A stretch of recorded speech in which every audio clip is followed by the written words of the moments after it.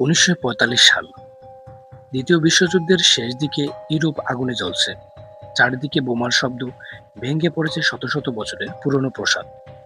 মানুষ প্রাণ বাঁচাতে দৌড়াচ্ছে, কিন্তু ঠিক সেই সময় ইউরোপের কোথাও একটি ট্রেনে তোলা হচ্ছিল কয়েকটি কাঠের বিশাল বাক্স। বাক্সগুলোতে কি ছিল?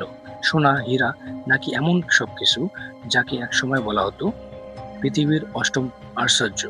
সেই রাতের পর বাক্সগুলো আর কেউ কখনো দেখেনি। আজ ৮০ বছরও বেশি সময় পেরিয়ে গেছে।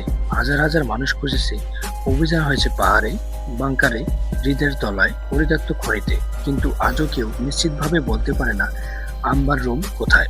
১৭০১ সাল।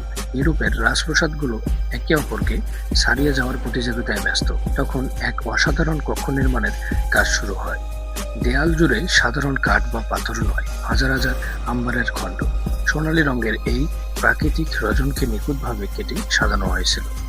তার সঙ্গে ছিল সোনার পাত, আয়না, মূল্যবান পাথর এবং সূক্ষ্ম কারুকাজ। ঘরের দেয়ালে আলো পড়লেই মনে হতো পুরো এই ঘরটি আগুনের মতো জ্বলছে। এ কারণেই অনেকে পরে একে পৃথিবীর অষ্টম আশ্চর্য বলে ডাকা শুরু করে। কয়েক বছর পর এই অনন্য কক্ষটি উপহার হিসাবে রাশিয়ায় পৌঁছায়। সেখানে রাজপ্রাসাদে এটিকে আরো বড় ও আরো জাঁকজমকপূর্ণ করে সাজানো হয়। দূর দূরান্ত থেকে অতিথিরা শুধু এই ঘরটি এক নজরে দেখার জন্য আসতেন। কেউ ভাবতেও পারেনি একদিন এই ঘরই পৃথিবীর সবচেয়ে বড় অমীমাংসিত রহস্যে পরিণত হবে। ১৯৪১ সাল। দ্বিতীয় বিশ্বযুদ্ধ তীব্র আকার ধারণ করেছে। নাৎসি বাহিনী সোভিয়েত ভূখণ্ডে অগ্রসর হতে থাকে।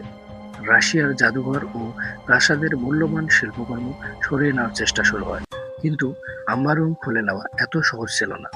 বছরের পর বছর ধরে দেয়ালের সঙ্গে যুক্ত হয়ে থাকা আম্বারের প্যানেলগুলো খুবই ভঙ্গুর হয়ে পড়েছিল। তবুও যুদ্ধের মধ্যে ঘরটি খুলে ফেলা হয়। জার্মান বাহিনী সেটিকে কাঠের বাক্সে ভরে নিয়ে যায়।